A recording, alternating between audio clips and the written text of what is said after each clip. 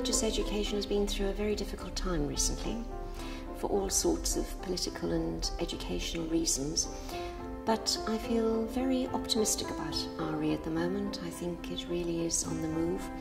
And of course, one of the advantages of being in a difficult place is that everybody pools their energies and their enthusiasms, and they stand up to prevent the subject that they love and believe in from being damaged. And so we've had a huge amount of collaboration to strengthen RE and to support it at what has been a very difficult time.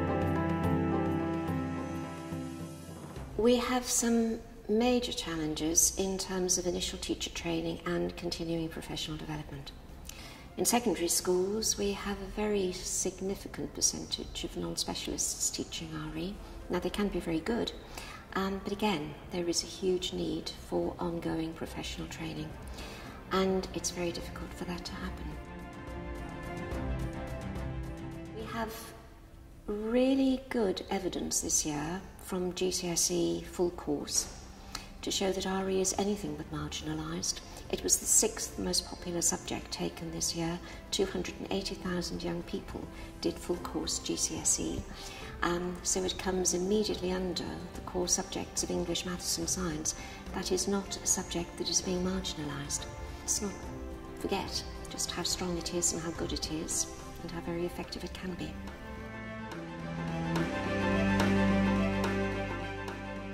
A lot of people who complain about colonisation are talking about areas like community cohesion, social responsibility, social awareness. And I think it is important for us to remember that RE is a state-funded activity and that schools are instruments of the state, if you like.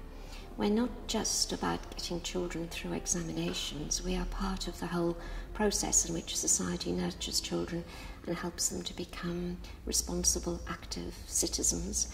And so it seems to me to be entirely appropriate that questions that children are interested in around race and justice and fairness, that they should be part of religious education as they're part of the rest of the curriculum.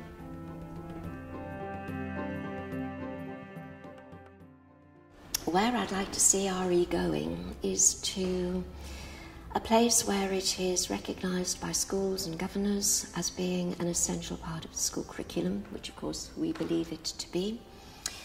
One that is recognised and understood by society as a whole, because despite the fact that modern religious education has been around for more than 40 years, it is still seriously misunderstood. There is still a view that it's about persuading children to be Christian, or it's about persuading children to be religious, and it's not about those things in maintained schools. And so it's important that we have a much clearer understanding of the educational, open-ended religious education that is what we believe in. Religious literacy is one of those words that has been around for a long time, but is suddenly on everybody's lips. Children in schools are very keen to show that they respect religion, but what they're really talking about is religious identity. They're not respectful necessarily of religiosity. So I think we've grown up in a world where respect is very important, but scratch beneath the surface and religious activity is still seen as odd or peculiar. One of the problems about religious literacy is that there seems to be a very negative view of religion itself around. It's there in the media, it's there in general conversation. Religion at the moment seems to be blamed for every conflict the world has ever known. And that sort of pathological view of religion and religions doesn't help develop an adult, mature engagement with religious ideas and religious phenomena. I think RE for Real is a really exciting and innovative project because nearly all of the research that happens goes on in schools with young people, focusing on classroom and approaches and methodology and resources. And what you're offering here is a much, much broader engagement with religion, involving to use the jargon, all sorts of stakeholders, many of whom will never have been consulted before about this. So I think what you're doing is opening up a whole field of conversation involving people who are going to provide a perspective that we haven't had before, and that has to be very good for us.